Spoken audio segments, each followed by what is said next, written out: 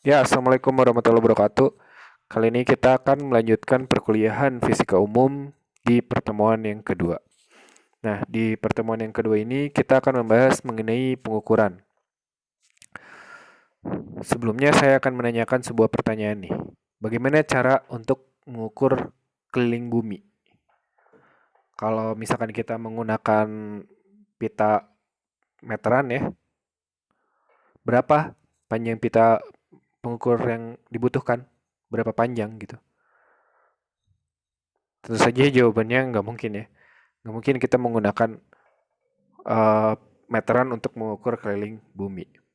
Nah, metode-metode untuk mengeliling bumi sebenarnya sudah dilakukan manusia sejak 200 tahunan sebelum Masehi, yaitu oleh orang yang namanya Eratosthenes. Ya, dia itu hidup di Alexandria, Mesir, ya, 200 tahunan sebelum Masehi. Nah, pengukuran bumi oleh Eratosthenes ini didasarkan pada perbedaan panjang bayangan yang terjadi pada dua tempat yang berbeda di waktu yang bersamaan. Ya. Dalam hal ini si Eratosthenes ini menggunakan dua tempat yaitu di Alexandria dan Siena. Ya, ini Siena sih nggak tahu saya bacanya gimana yang benar ya. Yang jelas dia dua-duanya ada di Mesir. Nah, sebelumnya telah diketahui ya bahwa di Sien itu dekat air terjun di Sungai Nil, ya, air terjun yang pertama di Sungai Nil. Kalau pada tanggal 22 Juni itu kalau kita menegakkan sebuah tongkat gitu ya, tegak lurus pada tanah, maka si tongkat tersebut tidak akan memiliki bayangan, gitu ya.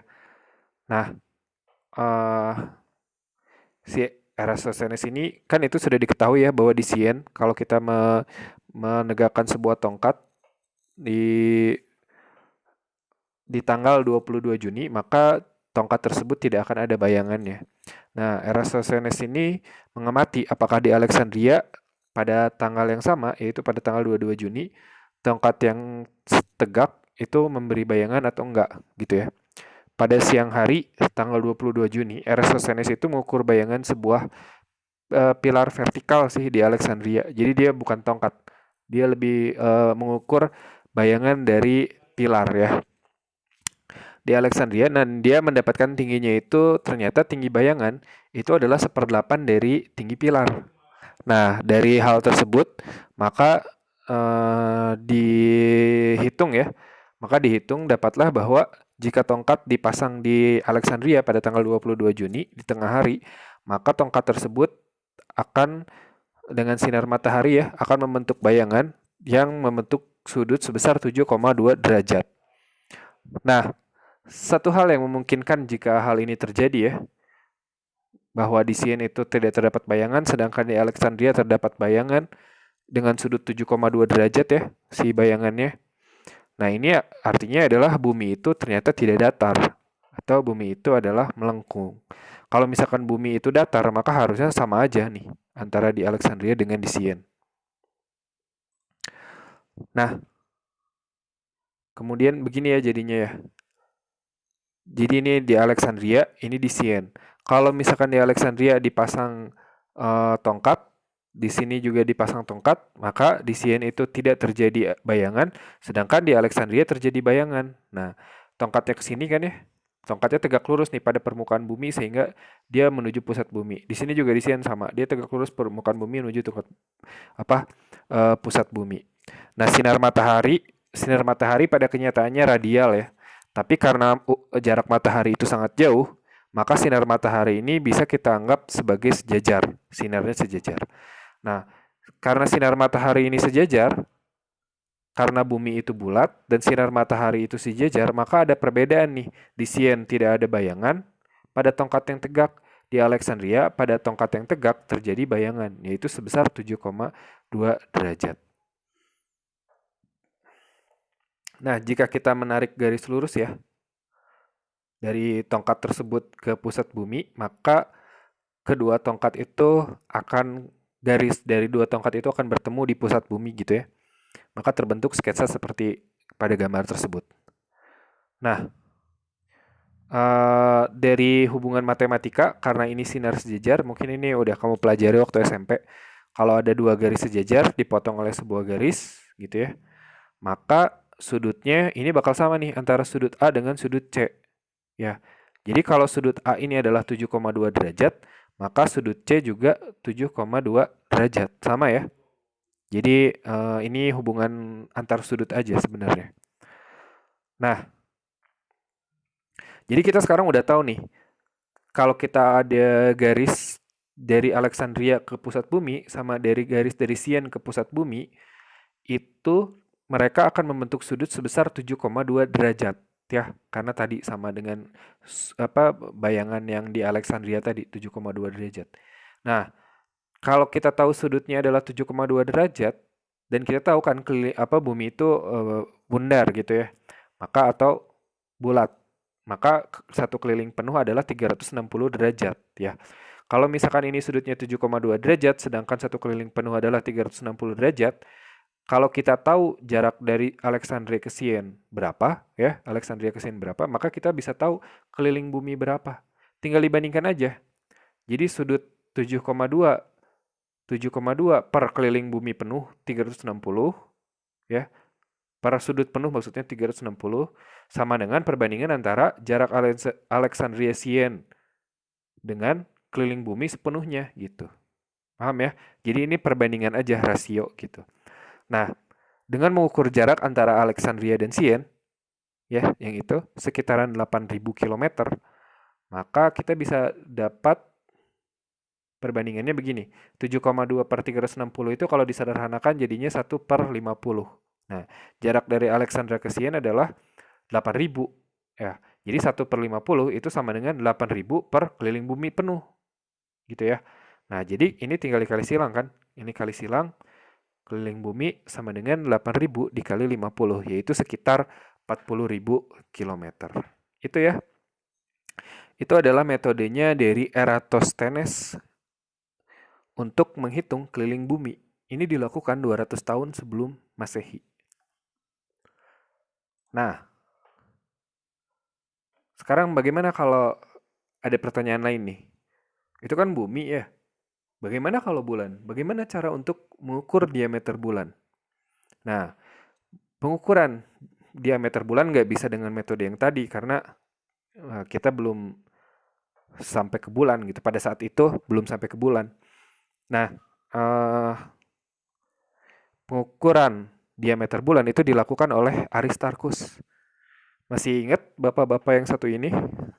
Ini adalah Aristarchus ya. Ini adalah orang yang pertama yang mengajukan teori mengenai heliosentris ya. Walaupun pada saat itu teori dia diabaikan.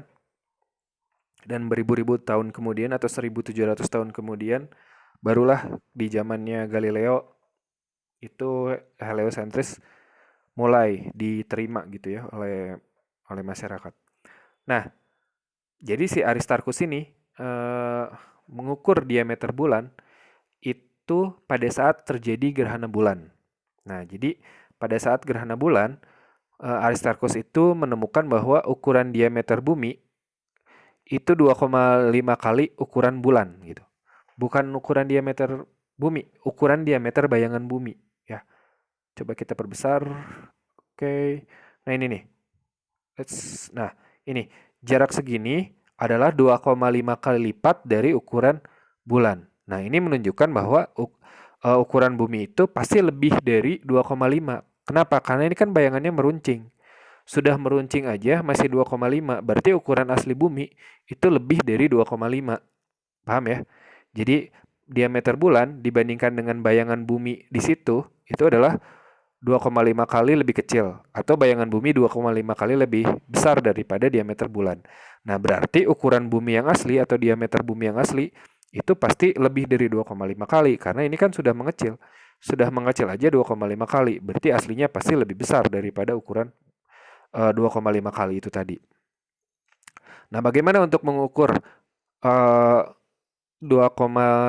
berapa kali lebih besar dari bulan, ukuran dari diameter bumi. Nah, jadi ini dihitung pada saat terjadi gerhana matahari. Jadi kan ini bulan posisi di sini ya. Kemudian ketika bulan posisi di sini kan di situ terjadi gerhana matahari. Ya. Nah, ini tadi ya bahwa diameter bulan itu 2,5 kali lebih kecil daripada bayangan bumi. Artinya bumi yang asli pasti lebih besar dari 2,5 kali dari diameter bulan. Nah, berapa kali lebih besar? Ini diukur pada saat terjadi gerhana matahari. Kalau terjadi gerhana matahari kan posisi bulan ada di depan nih. Nah, dari posisi ini, bulan yang ukurannya 1 diameter bulan jadi sangat kecil sekali di sini. Oh, jadi sangat kecil. Kita anggap aja bahwa ukuran ini sangat kecil sehingga bulan itu habis satu ukurannya gitu. Jadi berapa kali lebih kecil nih? Pokoknya satu ukuran bulan habis aja. Gitu ya. Nah, saking kecilnya gitu dibandingkan cahaya daerah yang tertutupi bulan ini dibandingkan dengan bulannya sendiri itu kecil banget nih si daerah gelap ini. Nah, pada saat gerhana matahari diketahui bahwa ukuran bayangan bulan menyusut seukuran 1 diameter bulan. Sebenarnya nggak 1 diameter bulan ya, masih ada ukuran yang sangat kecil ini, tapi kita abaikan nih yang kecil ini. Jadi kita anggap aja bahwa dalam ketika gerhana matahari itu kita anggap aja ukuran bulan itu hilang 1 kalinya gitu, atau hilang sama sekali gitu. Nah, karena jarak bumi bulan pada saat gerhana bulan dan pada saat gerhana matahari adalah sama, ya emang sama kan? Ketika dia bulan ini di sini atau ketika gerhana bulan bulannya ada di sini, jarak dari bumi ke bulan tetap segitu kan? Ya, karena bulan mengelilingi bumi kan. Jadi jaraknya tetap terhadap bumi. Nah, bayangan bumi menyusut 1 diameter bulan. Jadi kita anggap bahwa pada saat gerhana bulan yang tadi, nah ini kan coba lihat. Ukuran bumi kan aslinya segini nih. Terus dia menyusut nih pada jarak di bulan ini. Jadi menyusut segini. Menyusutnya seberapa? Berapa besar penyusutannya? Penyusutannya kita anggap sebagai 1 diameter bulan. Tahu dari mana? Tahu dari ketika bulan terjadi gerhana matahari, bulannya itu hampir habis bayangannya ketika ada di bumi. Berarti jarak segitu tuh menghabiskan 1 diameter bulan. Ya, berarti kan ini untuk jarak yang sama. Berarti ya sama. Bakal sekitaran 1 diameter bulan. Gitu ya, itu adalah pemikiran dari Aristarchus tuh. Akhirnya didapatlah bahwa ukuran bumi itu 2,5 tambah 1 itu sama dengan 3,5 kali lebih besar daripada ukuran bulan atau diameter bulan. Atau bisa kita balikan, diameter bulan itu 1/3,5 kali diameter bumi. Gitu ya, jadi ini nih. Pada saat di sini, bayangan bumi 2,5 kali lebih besar daripada bulan. Pada saat di sini, ternyata ukuran bulan hampir habis nih. Di sini. Berarti dari sini ke sini pun si bayangan bumi itu menyusut sekitaran 1 diameter bulan. Jadi aslinya bumi itu 2,5 tambah 1. Jadinya 3,5 kali lebih besar daripada diameter bulan. Nah, dari perhitungan itu Aristarchus menghitung diameter bulan. Nah, perhitungan saat ini kita mengetahui bahwa diameter bulan itu sekitar 3.640 km. Ini adalah kurang lebih 5% ya. Ada kesalahan 5% dari perhitungan Aristarchus, atau perhitungan Aristarchus itu kesalahannya hanya 5% dari perhitungan di zaman modern sekarang. Jadi cukup akurat perhitungan dari Aristarchus. Nah, bagaimana untuk mengukur jarak bumi ke bulan? Nah, untuk mengukur jarak bumi ke bulan, kita bisa melakukan sebuah metode yang sederhana. Kita tempatkan koin ya di depan mata kita. Ini mata kita nih, kita tempatkan koin, kita perbesar dulu nih. Oke, kita tempatkan koin di depan mata kita sehingga koin tersebut menutupi seluruh permukaan bulan. Ya, ketika kita ada bulan purnama misalkan, kita kita lihat sebuah koin sehingga koin itu menutup semua permukaan bulan di mata kita gitu ya. Di mata kita bulannya udah sama sekali nggak kelihatan nih. Nah, setelah itu tinggal menggunakan perbandingan aja. Pada saat koin menutupi bulan secara penuh, perbandingan diameter koin dengan jarak koin itu akan sama dengan diameter bulan dengan jarak bulan. Jadi diameter koin dengan jarak koin itu bakal berbanding lurus dengan diameter bulan per jarak bulan gitu. Ya. Nah, oke, sebentar. Oke. Nah, diameter koin per jarak koin sama dengan diameter bulan per jarak bulan. Didapat diameter koin per jarak koin ini dihitung aja ya sendiri. Ini misalkan satu ini adalah 110 kalinya gitu. Jadi 1/110 sama dengan tadi diameter bulan kan sudah dihitung ya oleh Aristarchus tadi. Kira-kira sebesar 3640 per jarak bulan. Jadi kita bisa tahu jarak bulan itu 3640 dikali 110 yaitu sekitaran 400.000 kilometer. Ya. Jadi ketika diameter bulan telah diketahui, maka jarak bulan juga bisa diketahui dengan perbandingan gini aja, perbandingan sederhana. Dan didapat bahwa jarak bumi bulan itu sekitaran 400.000 kilometer. Nah, gimana kalau mengukur jarak bumi matahari? Nah, pada saat keadaan bulan setengah gitu ya, posisi matahari, bulan, dan bumi itu adalah segitiga siku-siku. Kalau kita mengukur sudut antara matahari, bumi, bulan, maka bisa diketahui sudut bumi, matahari, bulan. Kalau kita tahu sudut antara matahari, bumi, dan bulan, kita bisa tahu sudut antara bumi, matahari, bulan gitu. Nah, dengan aturan trigonometri itu kita bisa mengetahui jarak matahari bumi dengan hipotenusa ya. Biasa rumus Pitagoras. Nah, Aristarchus ini mendapatkan angka bahwa eh, jarak bumi bulan adalah 20 kalinya. 20 kali dari jarak jarak bumi matahari adalah 20 kali dari jarak bumi bulan ya. Padahal jarak sebenarnya adalah 400 kali dengan perhitungan di zaman modern. Jadi perhitungan dengan cara ini Aristarchus kurang berhasil ya.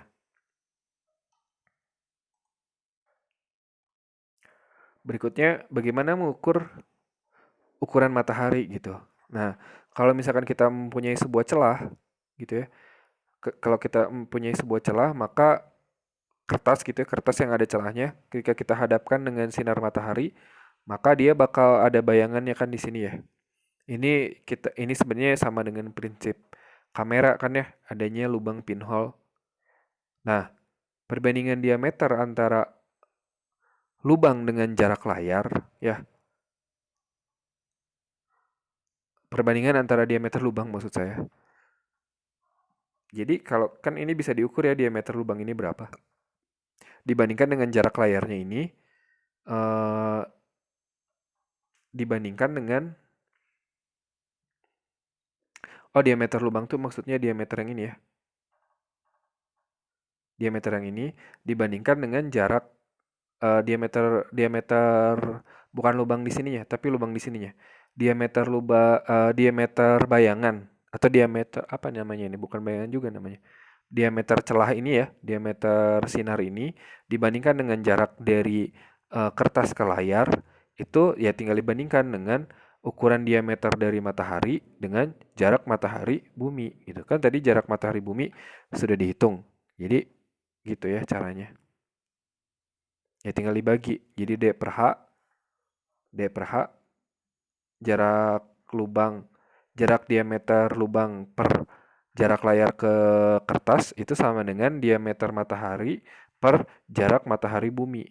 Jadi D per H sama dengan D besar per 150 juta kilometer. Jadi ini tinggal dikali silang sehingga dapatlah, nah perbandingannya ini 1/110 dan dapatlah D itu sekitaran 1.300.000 kilometer. Itu adalah jarak matahari ke atau jarak atau ukuran diameter matahari ya sorry bukan jarak tapi diameter. Kalau jaraknya kan tadi udah tahu 150 juta.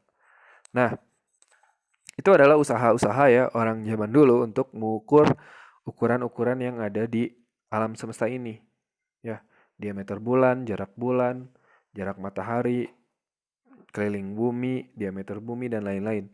Nah kenapa sih harus repot-repot seperti itu gitu ya? Nah, dalam kehidupan sehari-hari aja, kita harus mengkomunikasikan sesuatu objek itu dengan orang lain kan. Kita sering gitu untuk mengkomunikasikan suatu objek dengan orang lain. Seandainya informasi tentang objek tersebut itu nggak lengkap atau kurang lengkap, maka informasi itu kurang berguna. Ya, contoh seperti ketika kita mengkomunikasikan beratnya atau besarnya sebuah truk, atau berapa cepat sebuah mobil, atau seberapa panas tuh suatu benda, gitu ya. Sulit gitu untuk di apa menjadi kurang kurang kurang berguna si informasi tersebut ketika tidak ada apa ketika tidak ada eh, ukurannya. Ketika tidak ada ukurannya, maka sulit suatu informasi itu untuk berguna. Misalkan ketika kamu bilang bahwa mobil balap itu lebih cepat daripada kuda, ya seberapa cepat? 2 kali lipat, 3 kali lipat, 4 kali lipat gitu. Ya, jadi suatu informasi itu bakal lebih berguna kalau ada ukurannya. Salah satu contohnya adalah seperti ini nih. Misalkan ini ada 2 orang ya. Ini perempuan yang berbaju biru, laki-laki berbaju coklat, dan laki-laki berbaju hitam. Kata laki-laki yang berbaju coklat, oh, perempuan itu sangat tinggi. Kenapa sangat tinggi? Karena ukuran dia pendek gitu. Tapi bagi laki-laki yang berbaju hitam yang tinggi ini, oh dia itu pendek sekali ya perempuan ini. Nah, kenapa? Karena dia tinggi gitu. Jadi perempuan ini tinggi atau pendek? Nah, ini menjadi tidak berguna informasi tentang dua dua informasi ini ya. Perempuan ini sangat tinggi, perempuan ini sangat pendek. Nah, 2 informasi ini menjadi tidak berguna karena nggak ada ukurannya, gitu. Dia sangat tinggi, seberapa tinggi, atau dia sangat pendek, seberapa pendek. Jadinya serba relatif, gitu ya. Itu yang itulah pentingnya adanya ukuran, gitu. Makanya orang manusia gitu dari sejak zaman dulu selalu berusaha untuk mengukur benda-benda yang ada di alam semesta ini. Nah, hal ini tentu akan lebih krusial lagi ketika kita bicara mengenai scientific gitu ya, mengenai kerja ilmiah. Nah, seberapa banyak Anda mengetahui tentang sesuatu itu seringkali terkait dengan sebagaimana atau sebagaimana baik gitu Anda dapat mengukurnya. Jadi Anda mengetahui sesuatu itu, Anda bisa dikatakan mengetahui sesuatu kalau Anda itu bisa mengukurnya dengan baik gitu.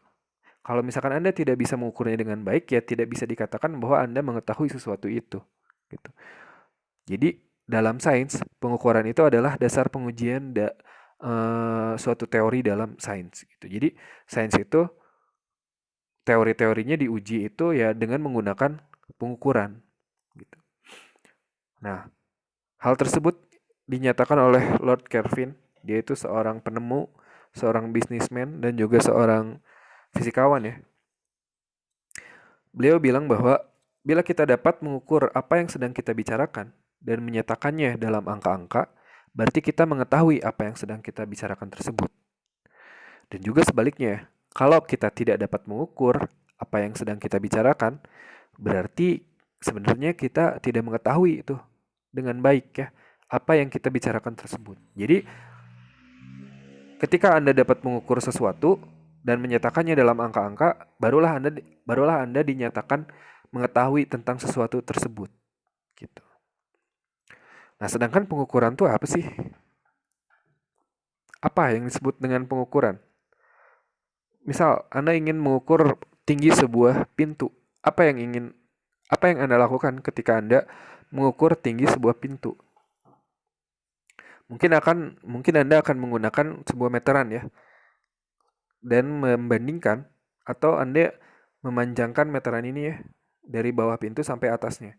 Kemudian apa yang Anda lihat? Yang Anda lihat adalah angka-angka yang ada di meteran tersebut kan. Di meteran ini kan ada angka-angkanya nih. Kemudian Anda membandingkan tinggi pintu ini dengan angka-angka yang ada di meteran ini. Kalau misalkan dia, kan ini ada ukuran 1 senti, ada ukuran 1 inci gitu kan. Jadi ketika Anda mengukur tinggi pintu, Anda membandingkan tinggi dari pintu ini dengan satuan yang ada di meteran ini. Jadi pengukuran itu apa? Pengukuran itu adalah kegiatan membandingkan nilai yang tertera pada alat ukur dengan besaran fisik dari benda. Gitu ya. Jadi satu tinggi benda itu sama dengan berapa kali 1 senti gitu. Atau berapa kali 1 inci. Gitu. Jadi pengukuran juga bisa dianggap sebagai sebuah pengamatan. Tapi bukan sembarang pengamatan. Pengukuran itu adalah pengamatan yang terkuantisasi, atau bisa kita katakan pengukuran itu adalah observasi yang terkuantisasi, karena kita bukan cuma hanya melihat tapi harus juga menyatakan apa yang kita lihat itu dalam angka ya, atau dalam bilangan. Nah, pertanyaan lain nih, apakah satuannya harus dengan menggunakan senti misalkan untuk mengukur tinggi dari pintu? Nah, tentu saja jawabannya adalah enggak ya. Satuan yang digunakan bisa aja menggunakan satuan-satuan yang lain gitu. Nah, bahkan kita juga bisa menggunakan satuan-satuan yang tidak baku. Nah, apa itu satuan baku dan tidak baku? Nah, jadi gini, bisa nggak kita mengukur tinggi pintu itu tidak menggunakan meteran, tapi menggunakan spidol? Jawabannya adalah bisa. Caranya gimana ya? Tinggal dibandingkan aja. Tinggi, sorry. Nah, tinggi satu pintu itu sama dengan berapa tinggi spidol. Misalkan kita dapat 7 spidol, 8 spidol gitu ya. Jadi kita bisa katakan bahwa tinggi pintu itu sama dengan tinggi 8 spidol, atau bisa kita katakan tinggi pintu sama dengan 8 spidol. Nah, dalam hal ini spidol yang menjadi satuan. Kalau tadi kan senti, kalau sekarang spidol. Jadi 1 spidol, 2 spidol, 3 spidol. Atau bisa juga dengan menggunakan jengkal. 1 jengkal, 2 jengkal, 3 jengkal gitu ya. Nah, tapi pengukuran yaitu ya, yang pertama yang jelas pengukuran itu harus menggunakan satuan. Jadi kalau misalkan kamu ditanya berapa tinggi badannya, misalkan kamu jawab 170. Nah, itu tidak berarti informasi tersebut. Kenapa? Karena tidak ada satuannya. Jadi ketika sebuah hasil pengukuran tidak menyertakan satuan, itu hasil informasinya tidak berguna ya. Karena tidak menggambarkan apa-apa. Misalkan ketika kamu ditanya berapa tinggi sebuah benda, kemudian kamu jawab 150. 150 apa dulu nih? 150 mm, cm, desimeter, atau meter. Gitu ya. Jadi kalau tidak ada satuannya, informasi itu tidak berguna. Itu ya yang pertama, bahwa hasil pengukuran itu harus menyertakan satuan. Nah, hasil pengukuran itu bisa menggunakan satuan baku dan satuan tidak baku. Satuan baku itu contohnya yang tadi, sentimeter, meter, begitu ya, kalau untuk ukuran panjang. Kalau untuk ukuran massa, misalkan kilogram atau gram atau pon. Kalau untuk ukuran waktu, ya second gitu ya. Nah, itu adalah satuan-satuan baku. Apa yang disebut dengan satuan baku? Satuan baku itu adalah satuan-satuan yang bisa diterima secara umum dan terdefinisi dengan pasti nilainya gitu. Jadi kalau misalkan kita menggunakan senti, 1 senti di Jepang dengan 1 senti di Indonesia ya sama gitu. 1 senti di Indonesia dengan 1 senti di Amerika ya sama. Tapi kalau kita menggunakan misalkan spidol atau misalkan jengkal, ya bingung, belum tentu sama. Misalkan kita ditanya mau bikin pintu nih, tingginya berapa? Misalkan kita jawab 10 jengkal. Nah, ini jengkal siapa dulu? Setiap orang jengkalnya beda-beda, maka akan menghasilkan tinggi yang berbeda-beda. Oleh karena itu, hasil pengukuran dengan besaran yang tidak baku itu tidak dapat digunakan untuk komunikasi antar peneliti misalkan, tidak dapat digunakan untuk penelitian ilmiah, dan juga tidak dapat digunakan untuk pembangunan industri. Jadi harus menggunakan satuan yang baku. Mari kita bahas beberapa satuan baku ya, satuan-satuan yang utama begitu. Misalkan kita satuan panjang. Apa sih yang disebut dengan satuan panjang? Satuan internasional untuk satuan panjang itu adalah meter. Ya. Nah, 1 meter itu bagaimana? Nah, yang disebut dengan satuan internasional itu udah pasti si satuannya itu sudah terdefinisi dengan jelas. Ya. Untuk 1 meter itu definisinya adalah panjang yang ditempuh oleh cahaya ketika dia menempuh ruang hampa atau dia melewati ruang hampa dalam waktu 1/300 juta sekon. Itu adalah definisi dari 1 meter. Nah, itu artinya apa sih? Artinya ya kebalikannya ya.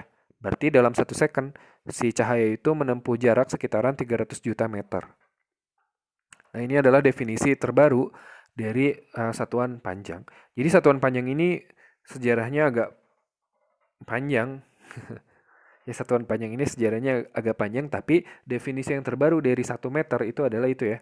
Jadi berapa panjang dari cahaya yang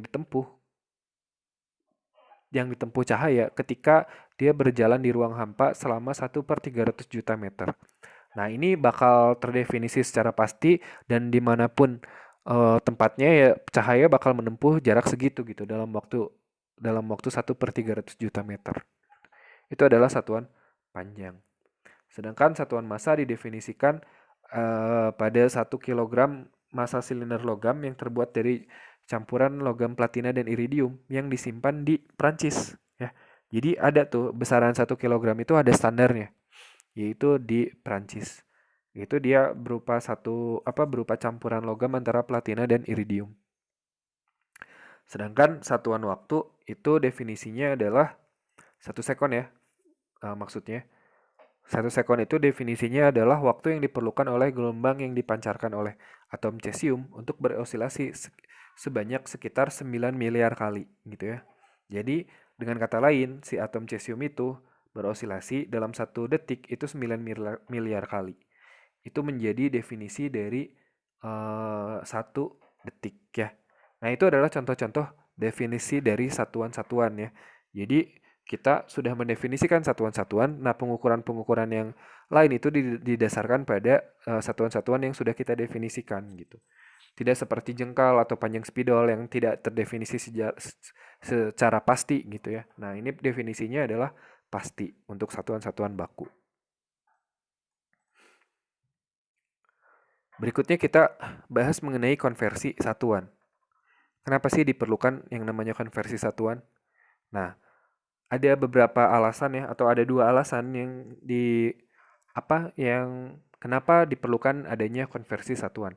Yang pertama adalah bahwa adanya beberapa sistem yang berbeda gitu yang dipakai di dunia. Misalkan tadi kita sudah bahas satuan internasional, tapi ada juga satuan British gitu. Misalkan kalau kamu ke Amerika, mungkin kamu nggak melihat pelang-pelang di jalan raya itu ya, jarak antar kotanya itu tidak dalam kilometer, tapi dia itu dalam mil biasanya. Jadi mungkin kalau kita yang biasa menggunakan kilometer bakal jadi kebingungan. Nah, disitulah fungsinya ada konversi satuan. Atau misalkan suhu, kalau di sini kita biasa menggunakan Celsius ya, tapi kalau di Amerika itu menggunakannya adalah Fahrenheit. Atau kalau di laboratorium yang kita gunakan adalah Kelvin. Jadi begitu, itu harus ada konversi dari satuan-satuan. Gitu ya. Nah, itu yang pertama. Alasan yang keduanya itu adalah bahwa dimensi objek yang kita ukur itu bisa jadi lebih besar atau bahkan jauh lebih kecil dari dimensi alat ukur. Jadinya kurang praktis. Misal, kalau kamu disuruh mengukur panjang jalan, tapi satuannya cm, tentu saja ini sangat nggak praktis. Maka kita harus bisa mengkonversi itu dari kilometer ke sentimeter atau sebaliknya, dari sentimeter ke kilometer. Mari kita lihat ya salah satu contoh soal dari konversi satuan. Misal nih, sebuah mobil bergerak dengan kecepatan 72 km per jam. Pertanyaannya, berapakah jarak tempuh mobil selama 40 second? Jadi ada sebuah mobil, dia bergerak dengan kelajuan konstan, yaitu 72 km per jam atau kecepatan konstan 72 km per jam. Mungkin lebih tepat adalah kelajuan ya, karena yang ditanya adalah jarak. Kelajuan konstan 72 km per jam. Pertanyaannya, selama 40 detik mobil ini maju sebanyak berapa meter gitu kan. Nah, ini di sini perlu ada konversi. Kenapa? Karena ya kecepatan yang diketahui atau kelajuan yang diketahui dari mobil ini satuannya adalah kilometer per jam. Sedangkan waktu yang ditanya itu dalam second. Berarti kita ganti dulu 72 km per jam ini menjadi berapa meter per second. Karena yang ditanya adalah dalam second kan. Ya. Jadi caranya begini.